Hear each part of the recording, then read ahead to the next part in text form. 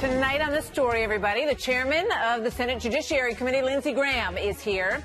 Today, he called out what he sees as a shameful double standard in the impeachment process. Also, the new Peter Strzok email exchange that was uncovered tonight, where he predicts that there will be, quote, a crescendo of leaks that will come out in defense of James Comey right after he was fired by President Trump. And just moments ago, the Inspector General Michael Horowitz has broken his weeks-long silence on the status of his highly anticipated report on FISA abuse. We'll tell you about that.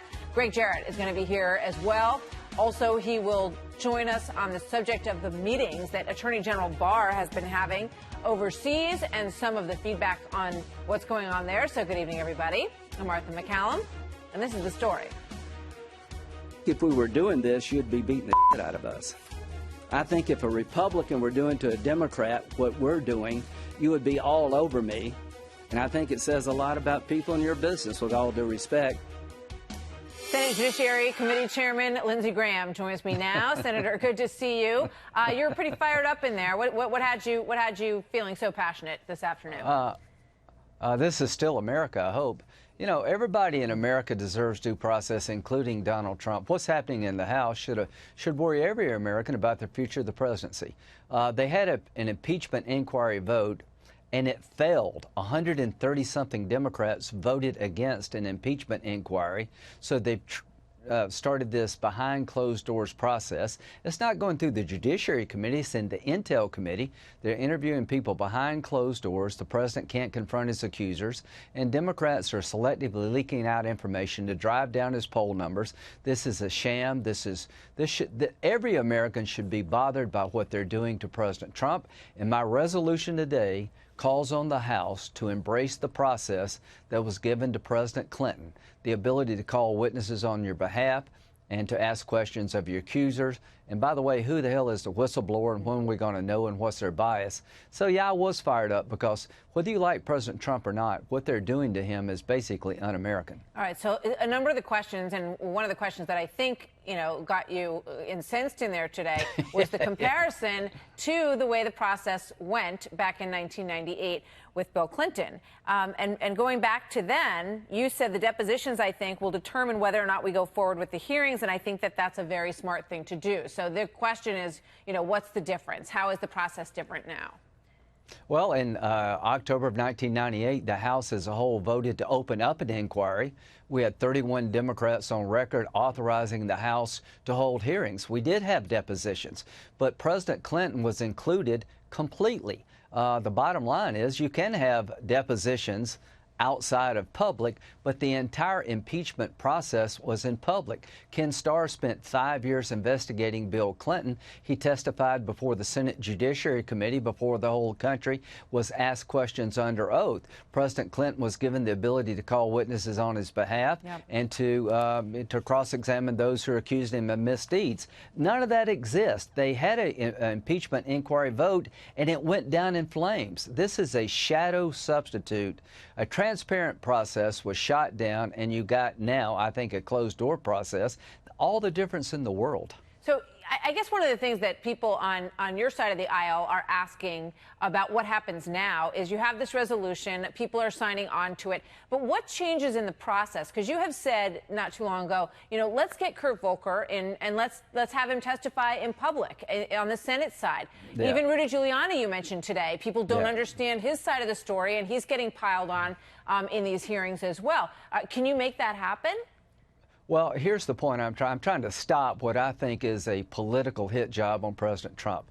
What they're doing is calling witnesses behind closed doors, like Bill Taylor. They give you a 15-page opening statement, but they don't share with you questions like, have you ever met President Trump? Do you know personally there was a quid pro quo? How do you explain the fact that the president of the Ukraine denies that there was a quid pro quo? Right. The cross-examination by Radcliffe is missing here. The whole process is designed to hurt President Trump politically. So calling somebody in the Senate is not what I'm trying to do right now. We'll have Horowitz. You'll find out about 2016 here soon enough. I'm trying to stop a process in the House that will destroy the presidency over time if it's allowed to continue. But can you do that? I mean, it's really all in their court right now, isn't it? Not really. Well, okay, where does it go? It goes to the Senate. I've got 46 U.S. senators on record right now saying that the process in the House is wrong, is flawed, and it's lacking in due process. All I'm asking is to give President Trump the same rights that Nixon and Clinton had, the ability to defend yourself. How would you like to be accused of something that could destroy your presidency and they won't even tell you who the witness is? The whistleblower is still anonymous to this day. How would you like to be on the receiving end of a process where they selectively leak information and you have no idea what's going on behind closed doors? The House stormed the place because they're shut out. If this were being done by a Republican to a Democrat, they would be tearing this town apart. Here's one of your colleagues asking, answering the question about what can be done on the Senate side and, putting some pressure on you with that regard. In that regard, here's this. He needs to go ahead and exercise his power. We've been waiting a long time on this. He needs to use his clout, and only he can do it. What do you say to that, Senator? Well, number one, the whistleblower complaint was sent to Intel. With all due respect with Senator Paul, think this thing through. I'm not going to call Adam Schiff. Anybody who thinks that a senator is going to call a congressman to testify doesn't understand our constitutional democracy. He may be a fact witness, but so is President Trump. Do you really want to call President Trump as a fact witness? We've got a process in place in the Senate where the Intel Committee is looking at the whistleblower complaint. What I can promise your audience is I'm going to do everything I can to shed scrutiny on the House process.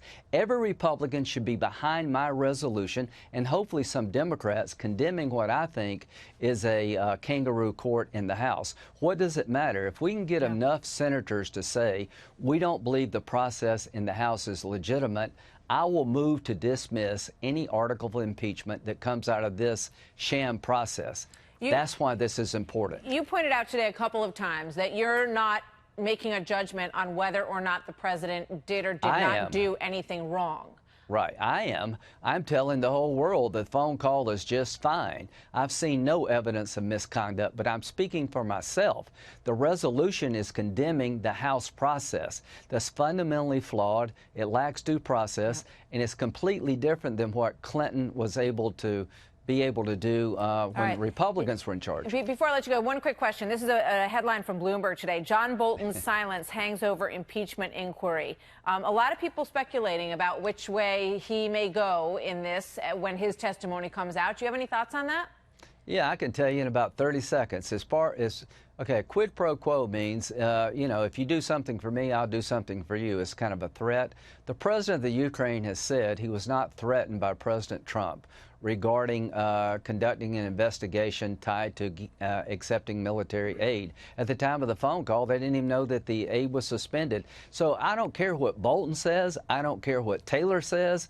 You can't have a crime unless you have a victim. There is no victim here. We can talk about this till the cows come home. Mueller wasn't enough. They're trying to destroy this guy's presidency. It's always something. And this is a bunch of BS. And I'm standing up for due process against a kangaroo court in the House, and I hope all Republicans will help me. Senator, thank you for being here. But I want to ask you one more question because I'm just getting some information that's coming through from the White House with regard to Syria and want to get you to weigh in on that. The story is that the United States is considering sending tanks to Syria to protect our troops, tanks and other equipment to protect our troops there in a bit of a reacceleration, I guess, of our force on the ground there. Any thoughts on that? Is that a surprise to you? I would guess not. No, it's not. So I met in the Situation Room today with President Trump. There were about 8 or 10 senators. Let me just say this. I know you got time, but President was very together today. General Milley presented a plan to protect us against the rise of ISIS, keep the oil fields out of the hands of ISIS and Iran. There's like $45 million a month. Secure those oil fields so the money won't go to our enemies. Make sure it goes to our allies like the Kurds. The president has a plan in place. I'm very encouraged about what I see. And when the Russians and the Iranians make a play on this oil, if they do, they're going to meet an iron fist from President Trump. Thank you so much. Senator Lindsey Graham, always good to talk to you, sir. Thanks for being here tonight. Thank you. Up next, Italy.